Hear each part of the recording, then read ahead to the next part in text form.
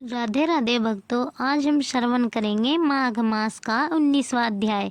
कथा श्रवण करने से पहले हमारा YouTube चैनल सब्सक्राइब और वीडियो को लाइक जरूर करें। तो चलिए कथा श्रवण करते हैं। वह पांचों कन्याएं इस प्रकार विलाप करती हुई बहुत देर प्रतीक्षा करके अपने घर में लौटी। जब घर में आई तो माताओं ने कहा कि इतना विलंब तुमने क्यों कर दिया। तब कन्याओं ने कहा कि हम किनारियों के साथ क्रीड़ा करती हुई सरोवर पर थी और कहने लगी कि आज हम थक गई हैं और जाकर लेट गई। वशिष्ठ जी कहते हैं कि इस प्रकार आशय का छुपाकर वह विरह की मारी पड़ गई। उन्होंने घर में आकर किसी प्रकार की क्रीड़ा नहीं की। वह रात्रि उनको एक युग के समान बीती। सूर्य नारायण के उदय होते ही वह अपने आप को जीवित मानती हुई माताओं की आज्ञा लेकर गौरी पूजन करने कन्याएं वहां पर जाने लगी। उसी समय ब्राह्मण भी स्नान करने के लिए अच्छा सरोवर पर आया। उसके आने पर कन्याओं ने वाह वाह किया। जैसे कमलिनी प्राप्त काल सूर्य उदय को देखकर कहती है, उसको देखकर उनके नेत्र खुल गए और उस ब्रह्मचारी के पास गई। आपस में एक दूसरे का हाथ पकड़कर चारों तरफ से उनको घेर लिया और कहने लगी कि मूर्ख, उस दिन तू भाग गया था, आज नहीं भाग सकता। हम लोगों ने तुझको घेर लिया है।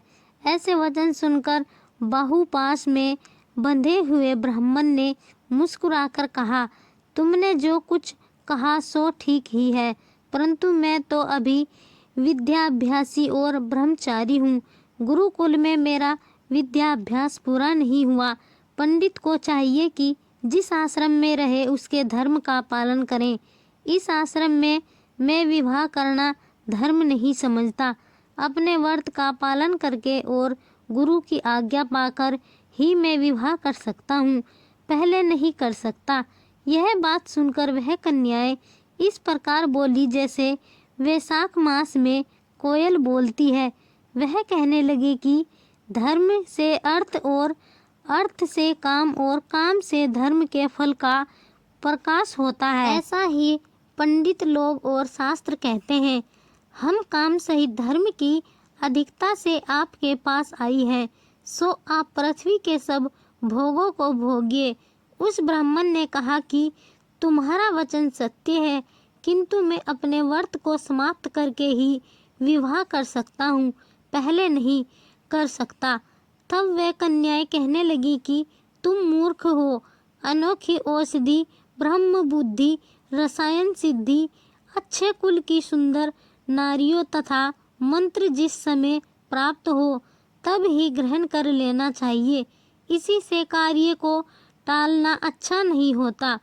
केवल भाग्य वाले पुरुष ही प्रेम से पूर्ण अच्छे कुल से उत्पन्न स्वयंवर चाहने वाली कन्याओं को प्राप्त होते हैं।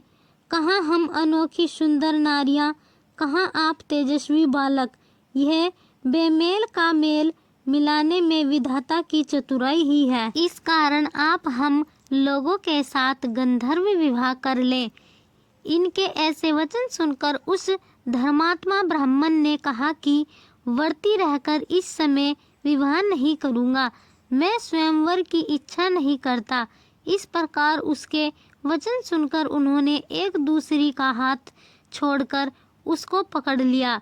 सुशील और सुरसवरा ने उसकी भुजाओं को पकड़ लिया। सुतारा ने आलिंगन किया और चंद्रिका ने उसका मुख चूम लिया, परंतु फिर उसने क्रोधित होकर उनको श्राप दिया कि तुम डायन की तरह मुझसे लिपटी हो, इस कारण पिशाचिनी हो जाओ। ऐसे श्राप देने पर वह उसको छोड़कर अलग खड़ी हो गई। उन्होंने कहा कि हम निरपराधियों को व्यर्थ क्यों श्राप दिया। तुम्हारी इस धर्म ज्ञाता पर धिक्कार है। प्रिय करने वाले से बुराई करने वाले का सुख दोनों लोकों में नष्ट हो जाता है। इसीलिए तुम भी हम लोगों के साथ पिशाच हो जाओ। तब वे आपस के क्रोध से उस सरोवर पर पिशाच पिशाचनी हो गए और बस पिशाच पिशाचनी कठिन शब्दों से चिल्लाते हुए अपने कर्मों को भोगने लगे। वशिष्ठ जी कहने लगे कि हे राजन, इस प्रकार वह पिशाच उस सरोवर के इधर उधर फिरते रहे।